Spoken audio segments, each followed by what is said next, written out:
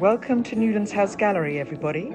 Thank you very much for coming this evening. Tonight it is with great pleasure that I introduce you to Joanna Moorhead and her presentation about an artist of our time. Thank you so much. Thanks very much, Nicola. Thank you.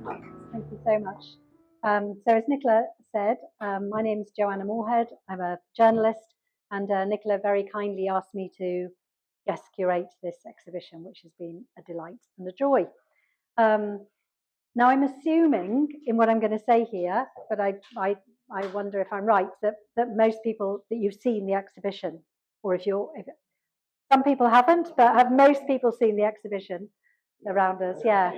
So what I wanted to do in this presentation is sort of give you something that's in addition to what you've got from the show. Otherwise, what's the point? So a lot of what I wanted to say about the exhibition is obviously on these boards. They're quite long boards. I've had quite a lot to say about Leonora, and taken you, I hope, those of you who've seen the show, on a journey through part of her life. So this is slightly different content, and I'm trying to give you other angles on her story, and also a bit more in depth a part of it, as I'll explain when I get to that bit. So this is the person all of this is about, Leonora Carrington. This is a photograph I took of her with the most important person, and she would say he was a person in her life, a little dog Yeti, a Maltese Terrier. That photograph was taken in probably 2008 on her doorstep in Mexico City. Am I speaking? Can you hear me over there? Am I speaking? Great, lovely. Bit more? Bit higher? Okay. So this is Leonora, who this, as I say, who this is all about. Leonora was born during the First World War. So she was born in 1917. So this photograph of her, this would have been at the top of the 20s, I'm guessing, 1920s, when she was a young woman, a young teenager, I'm guessing. She was born in this house, Crookey Hall, now a school, and it's in Lancashire, near Chorley in Lancashire, and right through Leonora's life and art, she constantly uses her early life as material for her paintings and her writing, and we'll talk more about that as we go through. So just to straight away give you an illustration of that, literally, here is a work that dates, I mean, like a lot of artists, there are different iterations of this work, but this is called Crookey Hall, and I think it's pretty clear to see that that is the house where Leonora was not born. In fact, she was born in another house called Westwood, but her family moved there when she was probably about 3 years old. So, Leonora, I want to tell you now a little bit about how she came into my life. I first heard of Leonora probably in the 1970s when I was a teenager. And what I heard of her at that time, what I knew, was that there was some secret in our family. There had been some kind of scandal and somebody had disappeared. Somebody had gone.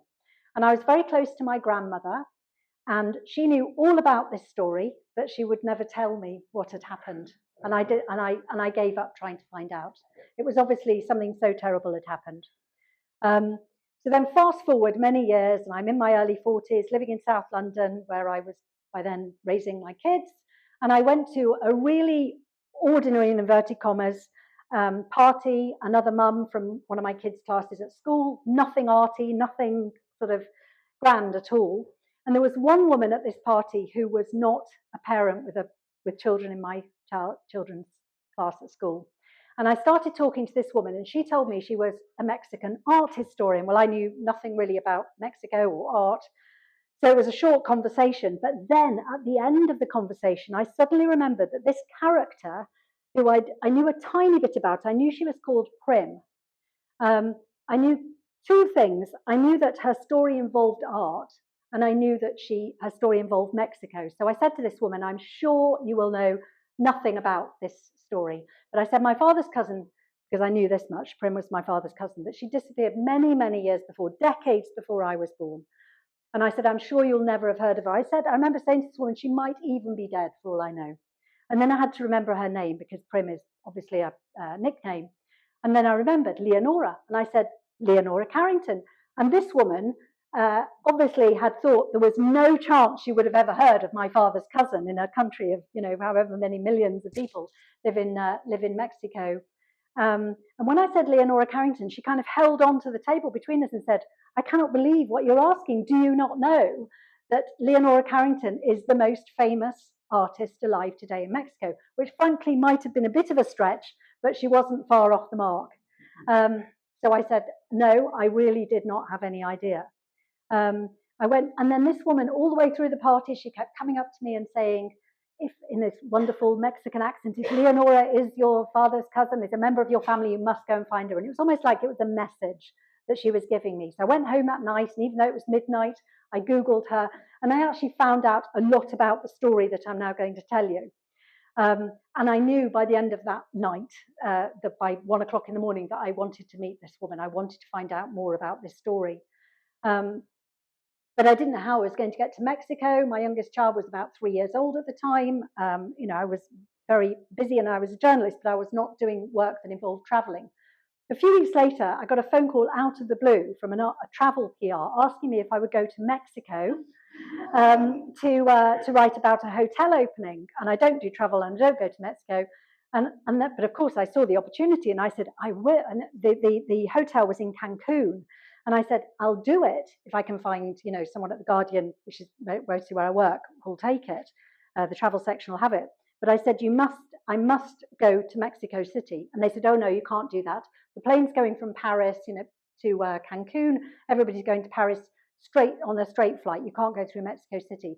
And a few days later, I got a call back from this PR. So presumably she tried every other journalist she could think of. None of them could go. And she said, okay, if you want to go via Mexico City, you can. So that's how a few weeks later, I found myself in Mexico City. I'd made contact with Leonora's gallery. A cousin who would have been Leonora's nephew had been a few years before. He'd been passing through Mexico City and he'd had very short shrift from her. And my father said he wasn't keen, basically, on me going. Whatever it was that had happened, she was cut off from our family. And certainly my father thought it was a very bad idea that I should go and find her. I knocked on this door on this date in September, I think it was, might have been October of 2006. And Leonora came to the door, and I'd sort of sent a message via her gallery that I'd be in Mexico City anyway, which obviously was not the truth. And could I come for tea? And she said, yes, come round for tea. And when she opened the door, I said to her my name, because I knew she'd know my name. My surname is her mother's birth name. So I knew she'd know who I was. And I said, Prim, to her. And she said, I'm not Prim anymore, I'm Leonora.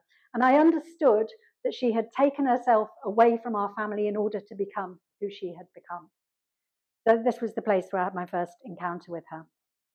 So as I say, this is her as a young woman, and she had grown up in this house, which had been really important in her sort of, I think it was a very sort of visual house. It was you can see it's quite Gothic, it was quite dark. She was a very young child there. I think it really fired her imagination that she was raised in this dark, quite scary place. And it certainly comes up. This is certainly not the only piece of artwork by her where the house is clearly reflected.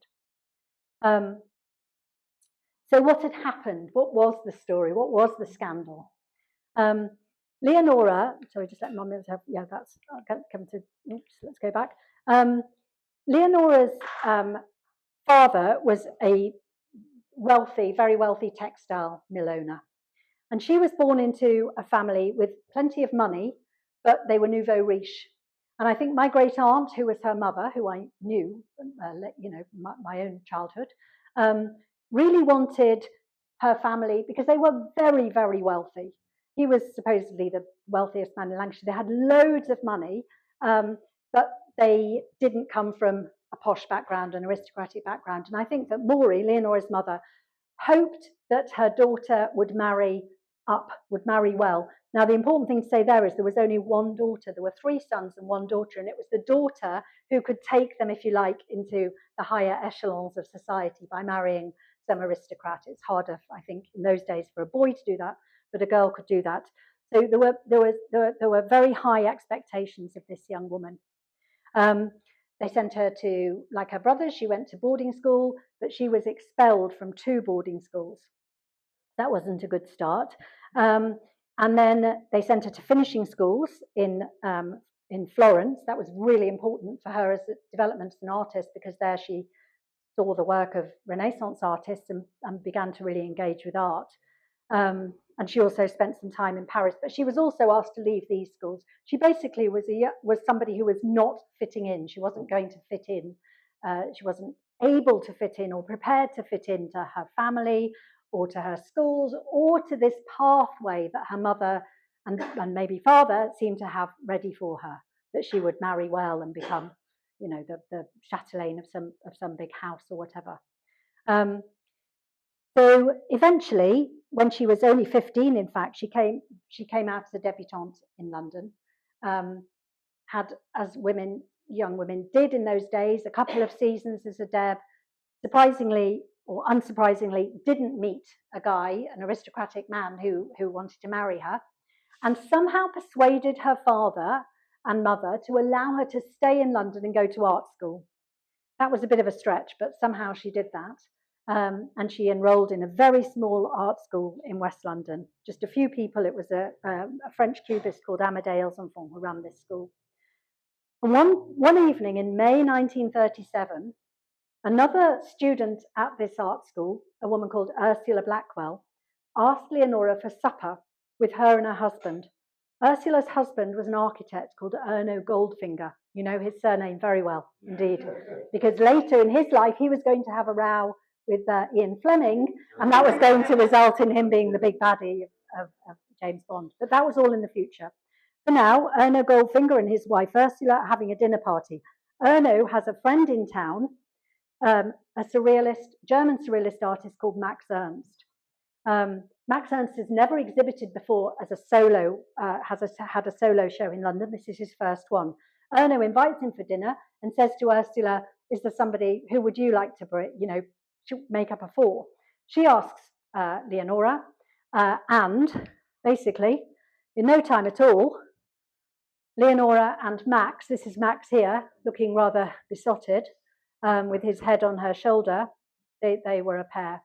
So as you can imagine from what I've, I think, told you already, the Carrington family in Lancashire were none too happy to hear that this daughter, in whom they had so many hopes, was now hitched up, having an affair, and this is 1937, with a man roughly the same age as her father.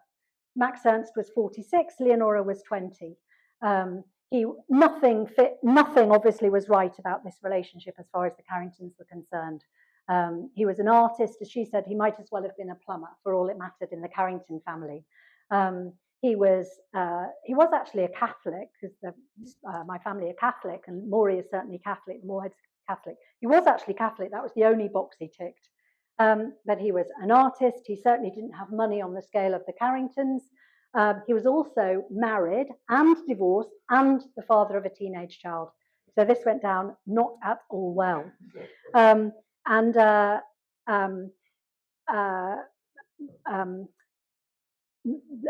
Harold Carrington, Leonora's father, tried to get Max Ernst deported, to get him out of the country. But deportation for Max Ernst would have been back to Germany, and he'd left Germany because of the rise of Hitler. So he was one of the degenerate artists of Nazi Germany. That wouldn't have been at all good for him to be returned to Germany. Instead, Roland Penrose, who some of you will know of the Penrose and Lee Miller story, because that's another Sussex story. Roland Penrose discovered that Harold Carrington had informed the Metropolitan Police that Max Ernst's solo exhibition in Cork Street was pornographic. And the Metropolitan Police were investigating this.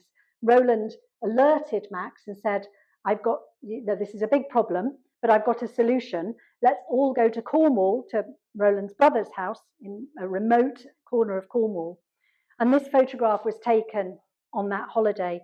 Now, this holiday from an art historical perspective is very important, because this is probably the biggest gathering of surrealists that there was on British soil. I know Henry Moore isn't a surrealist, but Henry Moore went there one day.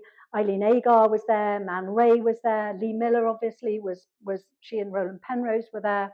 And this is two other whose names I should remember, but that's Messens, who was a dealer, and I've forgotten who this guy was. But anyway, and the photographs around us in this room, some of them are from that holiday.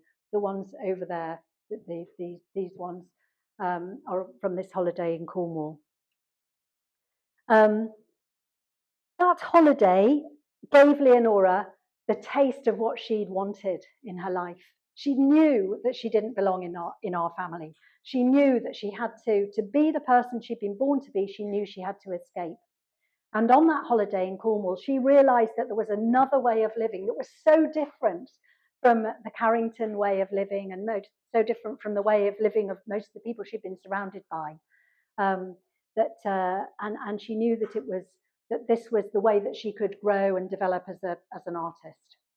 And this painting, which dates from 1942, so slightly after the period we're in, she's reflecting back, I think, in this painting, which is called Green Tea. She's reflecting back on that period, and you can see in the figure in the centre is kind of constricted, swaddled, restricted by the situation she finds herself in.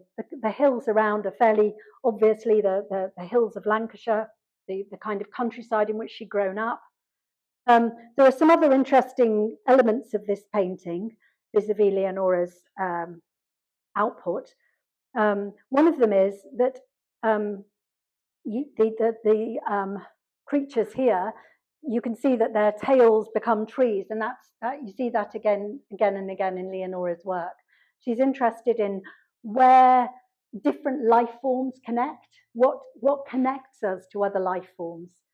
And thinking of the title of this talk, which is, I think, about why Leonora is an artist for our times, one of the things that I really always want to say about her work is that we're all aware now in this moment. We're all aware of how important the connections are between different parts of life on this earth. And this is Leonora in 1942, and this is not, there are many examples, and I've got other paintings to show you that are about the connectedness. That's very much Leonora's message. And in fact, her paintings often, and this one is an example of this, involve a sky, a world of the sky, a world of the earth, and an underworld. And she's very interested again in what connects us to the people who've gone before, the creatures that have gone before, the dead things under the earth. And yeah, that's another big area for her. So this connectedness is very much a theme. But also in this painting, we see that this restriction. And now in 1937, she's in Cornwall and she's seeing a new way of being. When the holiday in Cornwall was over, she obviously was not going to go back to Lancashire, to that old life. She did go back to tell her parents that was it, that it was over. And her father, Harold Carrington, remember this is his only daughter, he said to her, if you go to Paris to be with Max Ernst, you are not part of our family anymore. And she pretty much, I think, laughed at him. Not in a, because nothing he had to give her was what she wanted. And basically, I think it's a very sad story because, in fact, she never did see her father again. He died in the 1950s, and that was the end of their relationship. So she left Lancashire and she came here to Paris, and she came to an apartment in this little courtyard in Paris where she lived with Max Ernst. Max Ernst, he'd left Cornwall as well, and he'd gone straight to Paris because obviously London was not a safe place for him. He'd gone straight to Paris, and in Paris he had rejoined all his friends who were the artists, the surrealist artists or the artists of Paris, the artists who were in Paris. Now this is still 1937, and Paris in 1937 was the absolute centre of the art world. Surrealism was in a kind of mature moment. It had been around for 30 years or so by then, and The artists of the Surrealist movement were mostly, like Max, men in their 40s and 50s and 60s, people like Dali, Duchamp, André Breton was there, Miro was there. It was a very exciting place to be, and it was an extremely exciting place to be for this 20-year-old woman who was an artist and knew, she told me she was always an artist, she knew she was an artist. She said an artist isn't something you become, it's something you are. So she was an artist, and then she finds herself in the cafes of Paris, and this was the particular cafe, the Café de Flore, which I don't know if people know Saint-Germain, but there it is in Saint-Germain, you've probably been there. It's a very good place to visit if you're in that area of Paris today. And that was the meeting point, one of the cafes where the Surrealists gathered. So when I knew Leonora up to her death in 2011, she kind of almost seemed to be this kind of vestige of this art movement so long ago, because all those men, Picasso of course was another one who was there, they had gone so long before. They were part of history, and she was still alive, and their phone numbers were still in her phone book. Like sometimes she'd get me to call the doctor, and there's Picasso's number, or Dali. Well, not Dali actually, because she'd fallen out with him. But you know,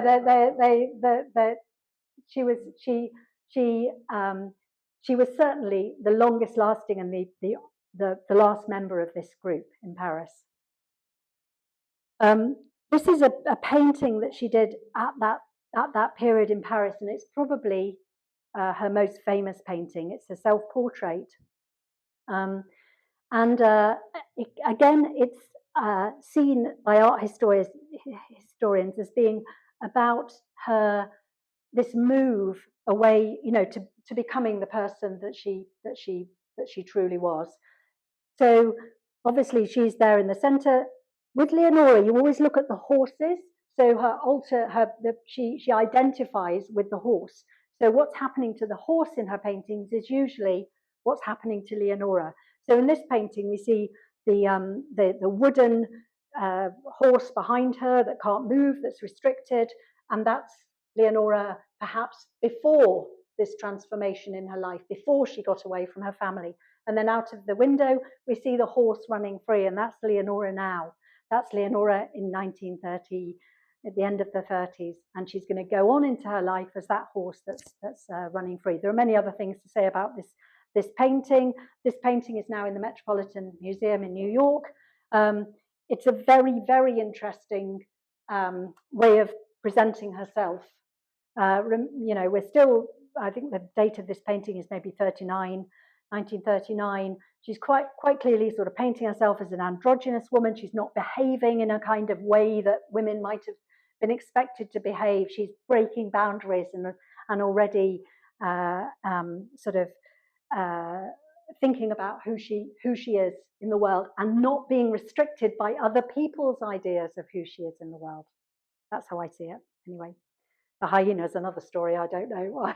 The lactating hyena is one for another day, but this painting, as I say, is in the Metropolitan Museum in New York. So we've last seen her in Paris in that apartment with Max Ernst and the other artists all around them. Very, very exciting moment from an art historical point of view. But for Leonora and Max Ernst, there was a problem in Paris. And the problem was that Max, remember I said he had a wife. He was divorced, but he also had a current wife. Now that current wife, Mary Berth, lived in Paris. So she was none too happy, completely understandably, that her husband had turned up with his new lover. There were quite a few big rows, including in that cafe that we saw a minute ago, the Café Flore, with plates being thrown and glasses being broken. And in the end, and as well, Max Ernst fell out with André Breton. So the decision was made by Leonora and Max to leave Paris. And they came to this town where this bar is, which is called Saint-Martin d'Ardèche. It's now down in the south of France, near Orange, south of Orange.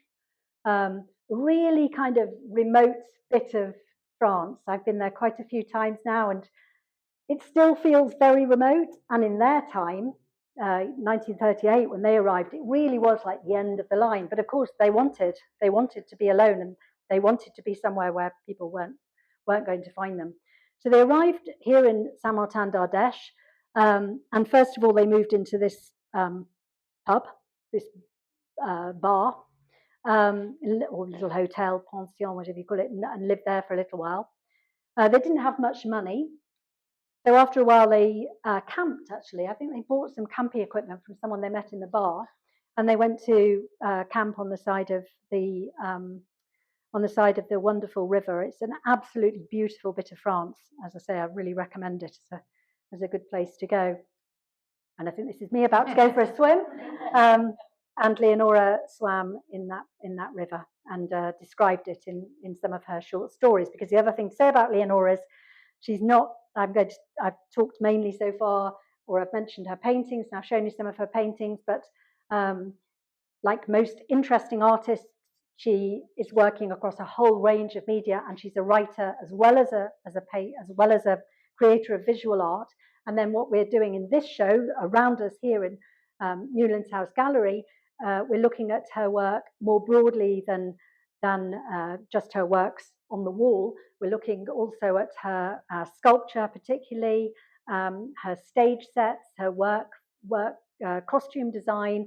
As you've walked around, those of you who've been already, and the rest of you who might get a chance to look around, you'll see how experimental she was and how she was working across a whole range of work, and also working right up to the end of her life, because some of the sculpture here is created when she was in her 90s. But going back to France, so here she is in Saint-Martin d'Ardèche, and I remember I said that she'd fallen out big time with her father, but her mother continued to try and support her. So her mother gave her some money to buy this little farmhouse on a hill just outside Saint-Martin d'Ardèche. So you're really in the middle of nowhere now, because Saint-Martin d'Ardèche is pretty much the middle of nowhere, and this is outside it. There would have been nothing else around in those times. And here in 1938, Leonora and Max arrived, and this became their, I don't know, love nest I was going to call it, but that's a bit of a cliche, but that's what it was. It was the place where they got away from everybody else, from everybody and all their ideas of whether they should be together and what they should be doing, and they just spent time together, being together, loving each other, enjoying making meals, having time together in this beautiful area of France, and creating art. And the art they created, and this is a point where I want to go a bit deeper into something that's a theme upstairs in the gallery, is the art they created was mostly in the fabric of this house. So you can see straight away the work that's this bas relief on the outside of the house, almost certainly Max himself, because he had this alter ego Lop Lop, and that's pretty clearly who that is. And then presumably this is Leonora. And then right through the house, there are examples of their work.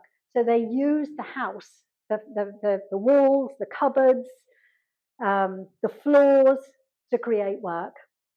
So that's almost certainly by Max Ernst, because we can see echoes of that in paintings by him. But that is almost certainly, I think, by Leonora, and I would say that's her first piece of sculpture. There are many pieces of her sculpture here in this gallery, but that's almost certainly her first. And you can see it's that classic, the horse, the pony, this creature who's always so important in her life. And then this is the bathroom door, can you believe, with an original Leonora Carrington painting on it. This is a close-up of that. A cupboard door. This is a very nice one on a kind of wardrobe door. This is another cupboard door. Leonora and Max brought a lot of their possessions with them. Well, Leonora brought a lot and Max brought some of his. And this is their bookcase. They brought a lot of their books from their childhood, and they're still in the house today. This is their book collection. And it includes some of the books that quite clearly are the kind of inspiration for Leonora's work. A lot of the inspiration for her work is her early fairy tales and the stories that she heard as a child. And Lewis Carroll was a very important influence, as in so many people's lives, but came up again and again, and that book is there. This is the catalogue of the first exhibition of surrealism in London in 1936. I just found that in the house. These are obviously books belonging to Max Ernst from his German childhood. And this is just a corner of the sitting room with a piece of sculpture, either by both of them or by one of them. Now, the reason I'm able to show you all of these photographs is I've spent a lot of time in this house. It is extraordinarily, it is exactly today as it would have been on the day in 1940 when Leonora, sorry, 1939, when, oh no, maybe 1939 or 40, when Leonora left it for the last time, when she closed the door on it. And that is, so as I see it, this house is a kind of a hidden treasure trove, if you like, of surrealist art. Now, it's a very long story why it's still preserved the way it is, but it's not open to the public, and I think there's very little chance it will, probably in our lifetimes, be open to the public. But it contains a huge array of the work of Leonora and Max Ernst. What happened to the two of them is also interesting. So they might have stayed there forever, and she said that. They might have just stayed in France forever.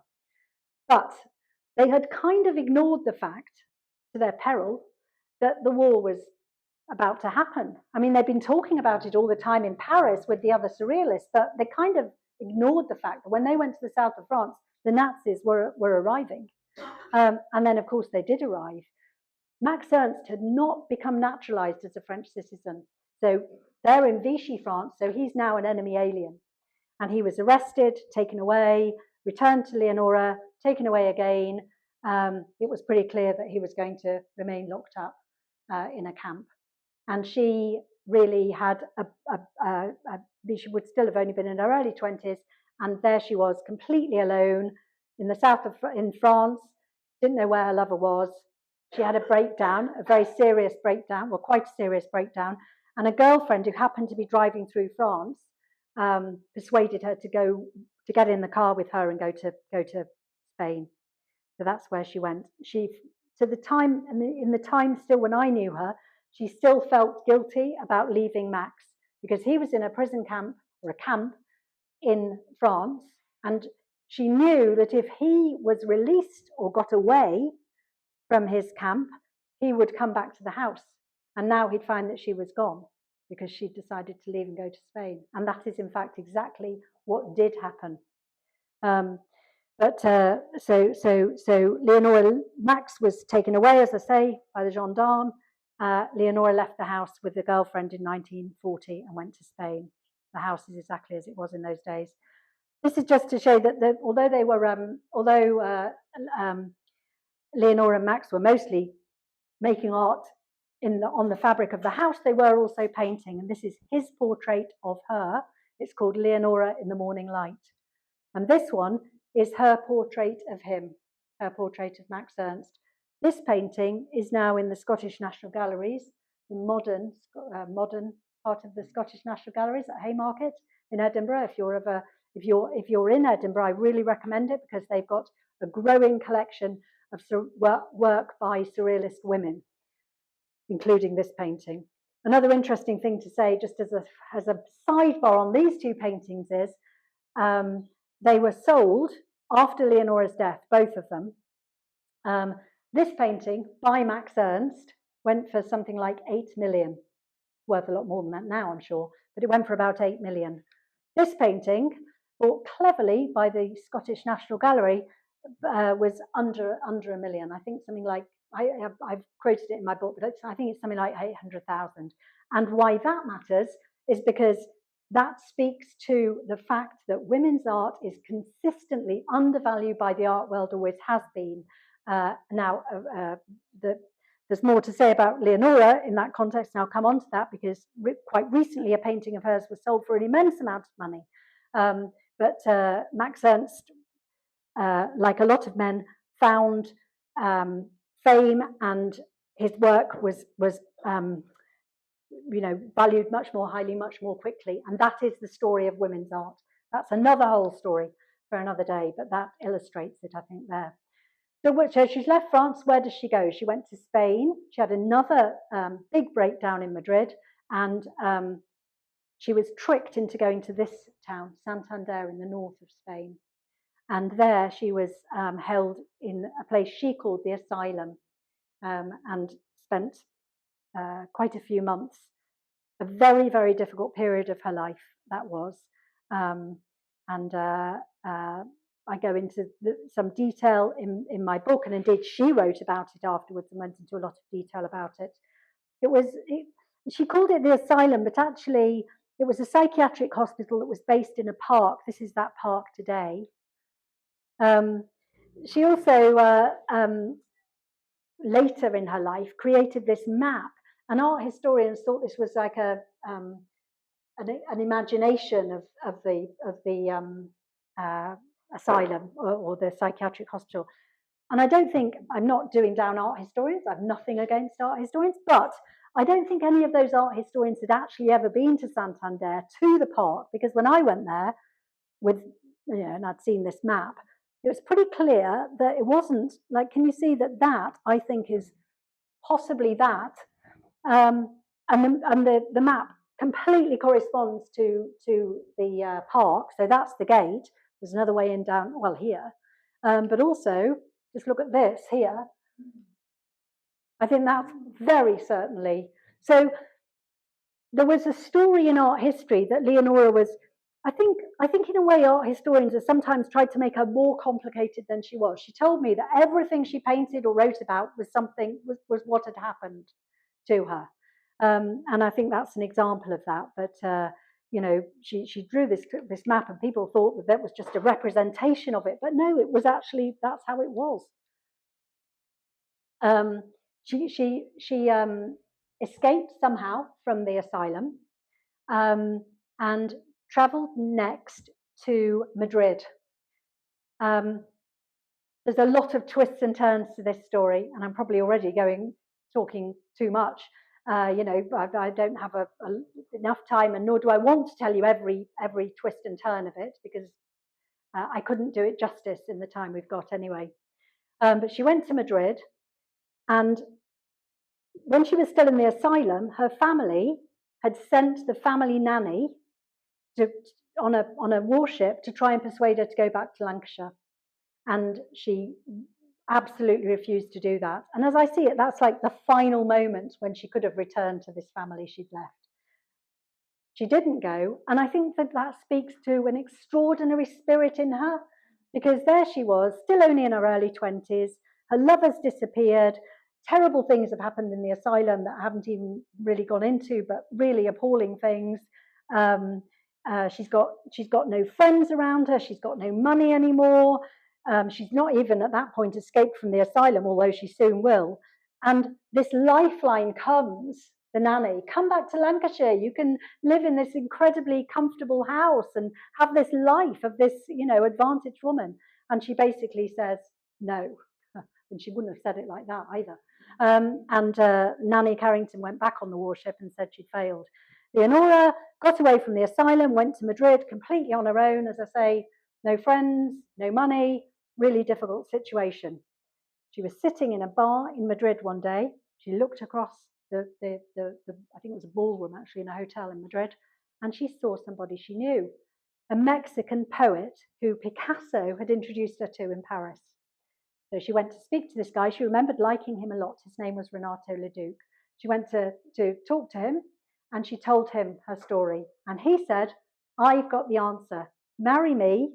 He was on his way back to Mexico, his country. So as his wife, she would get in with him. Come to Mexico and we'll live there. And that's exactly what happened. There are other twists and turns in this story that I'm not telling you, but I promise you they're good ones. Anyway, as I keep saying, I don't have time to go into every detail of it. So Leonora and Renato Leduc travelled. They married in Lisbon. This is where they lived, the building they lived at in Lisbon. They got married in the British Embassy in Lisbon. They travelled across the Atlantic, and from there they travelled down to Mexico. And that's how Leonora came to be living in Mexico, which she was for the rest of her long life, pretty much the whole of her life. She did have sojourns in the US.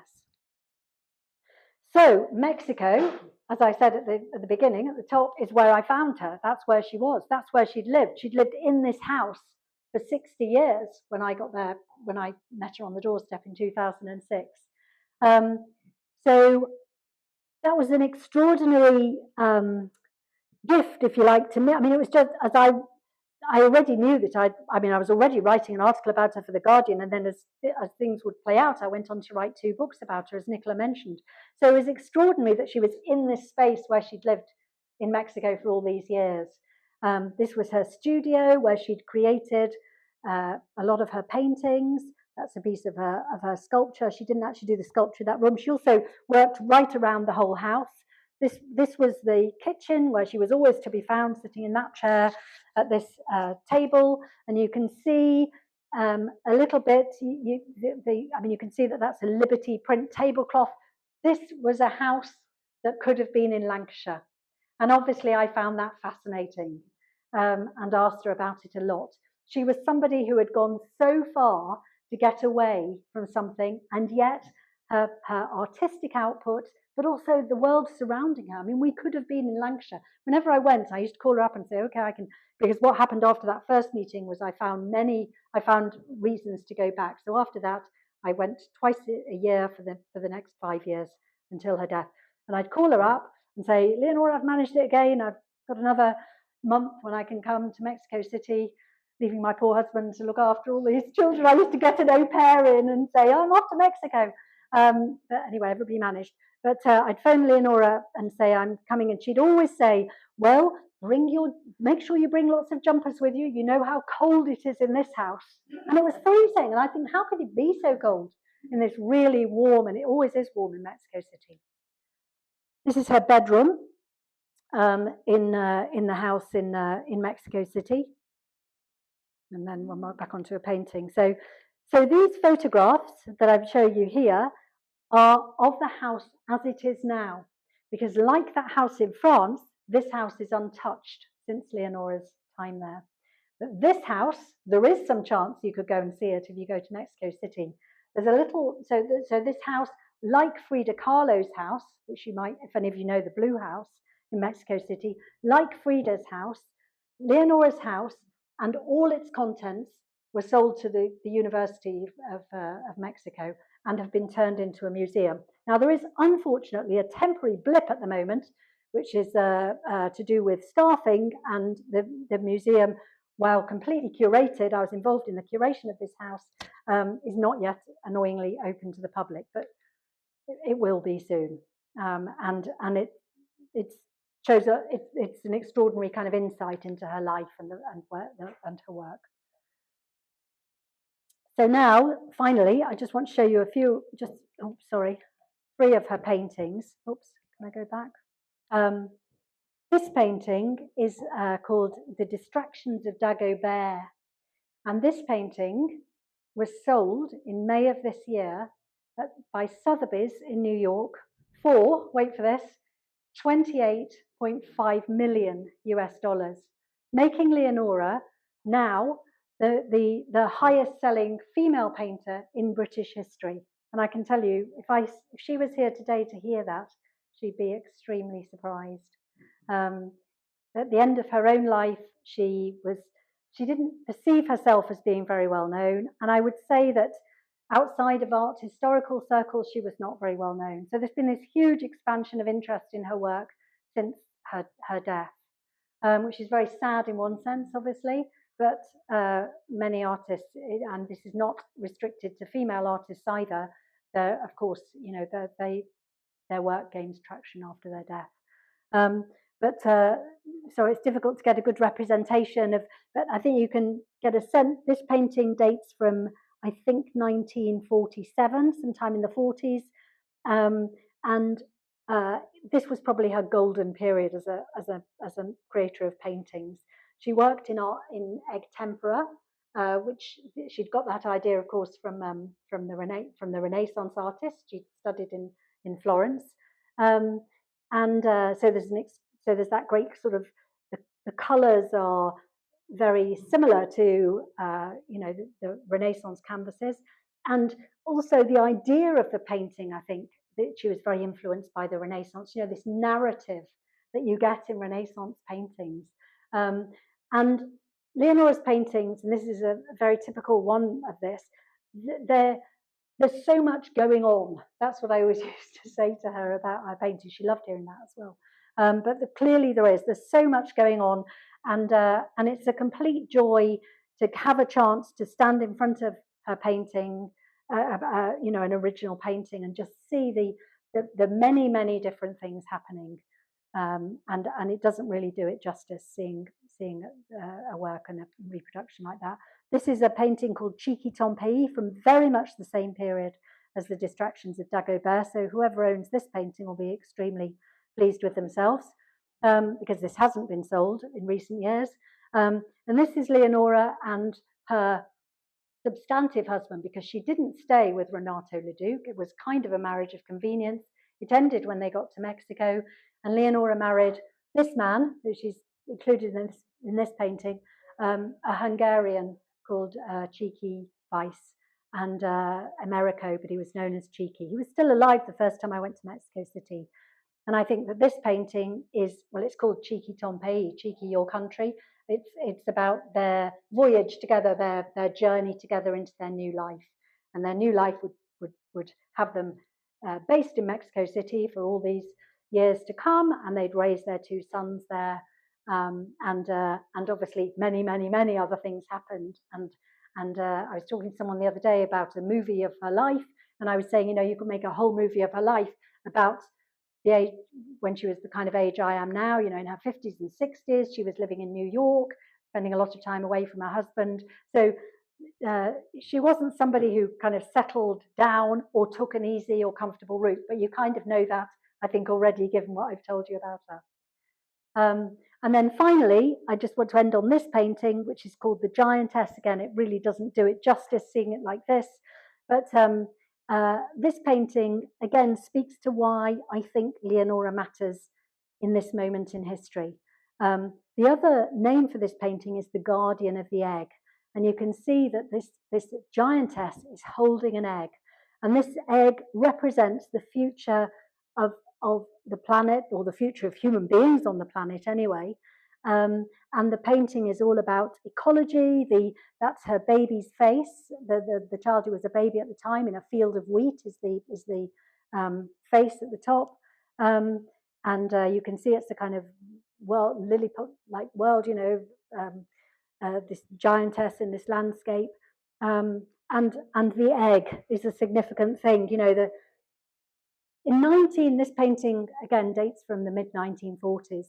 This woman, Leonora Carrington, is already seeing things, already aware of things that it's going to take many decades for people to be thinking about. But now we're all thinking about them. We're all thinking about that egg.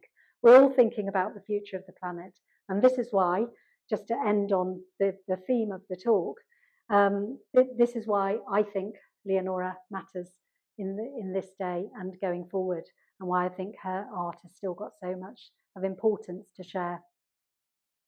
So I hope that's given you an idea of her and also the show. And I hope if you haven't seen the show yet, you know, you find it interesting. There's a lot of other themes and other things that are involved in this exhibition that I haven't really touched on. You're so welcome. Thank you very much.